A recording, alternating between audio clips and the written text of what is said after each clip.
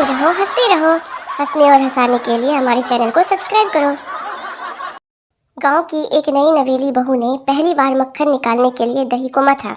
मक्खन निकलने पर वो अपनी सास से बोली, माँ जी, दही में से मक्खन निकल आया है, कहाँ रखूं?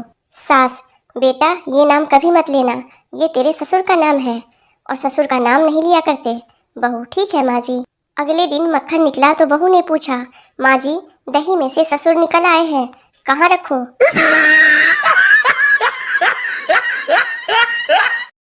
हरियाणा का एक बूढ़ा व्यक्ति बस में बैठा था। तभी एक महिला चढ़ी जिसके पास 4-5 थैले थे। वह बूढ़े के पास आकर खड़ी हो गई और बोली, ताऊ, यो एक थैला पकड़ लेना। बूढ़े ने थैला ले लिया। धीरे धीरे करके महिला ने सारे थैले बूढ़े को सौंप दिए। फिर बोली, ताऊ, तेरा नाम कैसे? बूढ़ा बोला, मेरा नाम से खुट्टी, कुछ और टांग ना सके।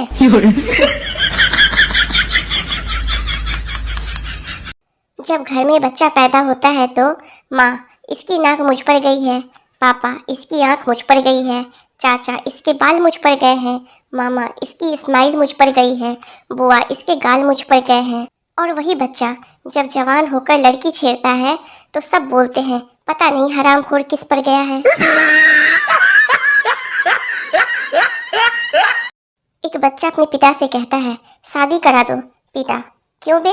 बच्चा, जल्दी करो नहीं तो मैं दादी से शादी कर लूंगा। पिता, क्या तू मेरी माँ से शादी करेगा? बच्चा, हाँ, आपने भी तो मेरी माँ से शादी की हुई है।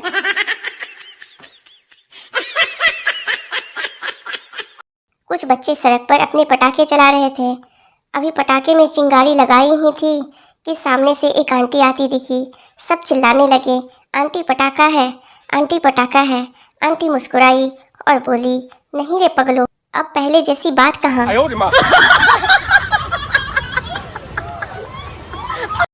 लड़का अपनी गर्लफ्रेंड की याद में उदास बैठे पानी में पत्थर मार रहा था।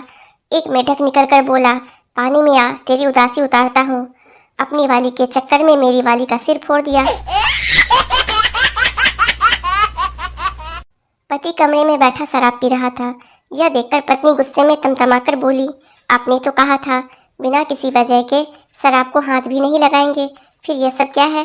पति, वजह है पगली, वजह है। अब देखो, दिवाली आ रही है, बच्चों को रॉकेट जलाने के लिए खाली बोतल चाहिए कि नहीं?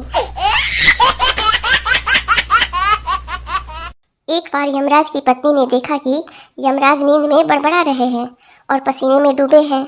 उनकी पत्नी ने मौत के ही माथे पर पसीना देखा तो यमराज को जगाया और पूछा कि क्या हुआ स्वामी, आप घबराए हुए क्यों हैं?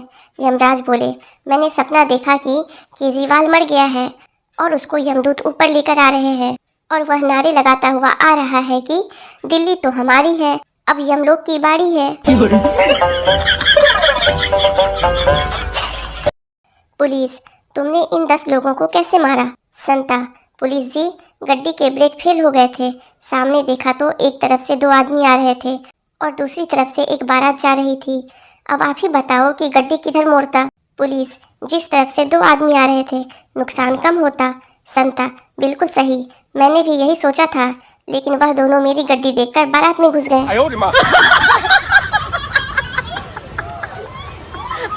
तरबूज बेचने वाले लड़के से मैंने पूछा कि तरबूज पर थपकी मारने से तुम्हें कैसे पता चलता है कि ये मीठा और लाल निकलेगा? वो बोला, पता नहीं साहब, मुझे मेरे पिताजी ने बताया था कि 2 तरबूज पर थपकी मार के तीसरा तरबूज ग्राहक को पकड़ा देना, ग्राहक खुश हो जाता है।